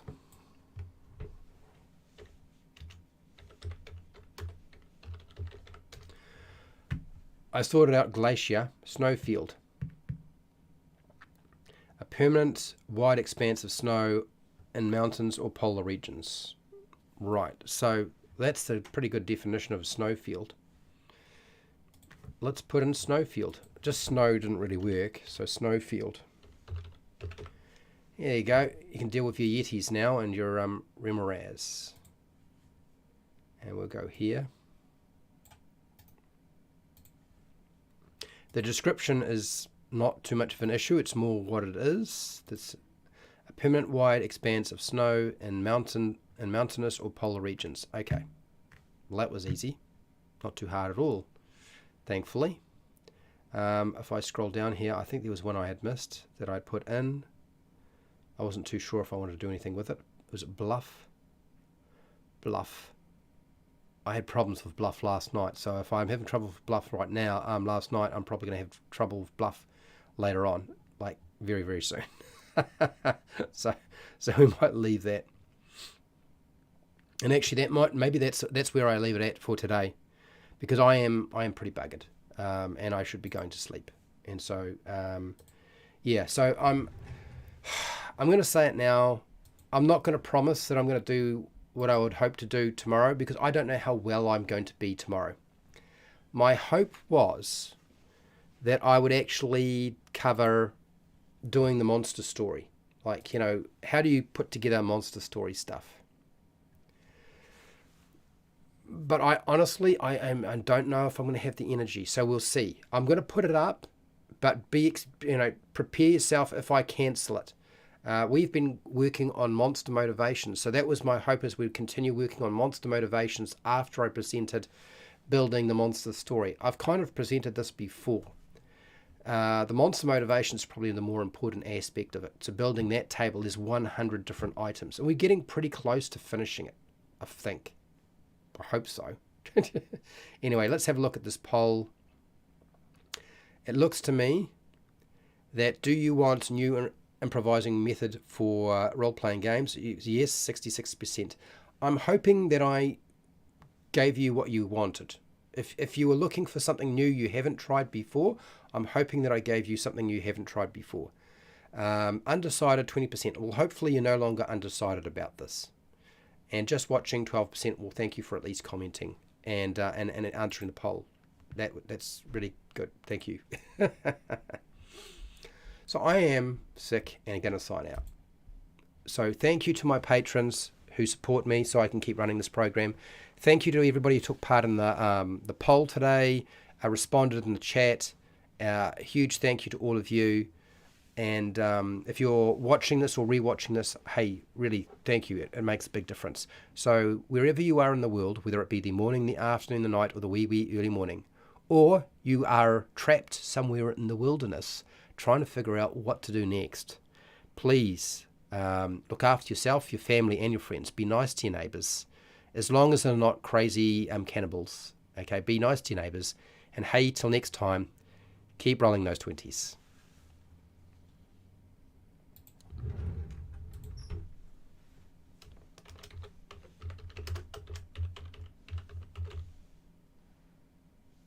Thanks, Steely. I'm going to do that right now. And medication.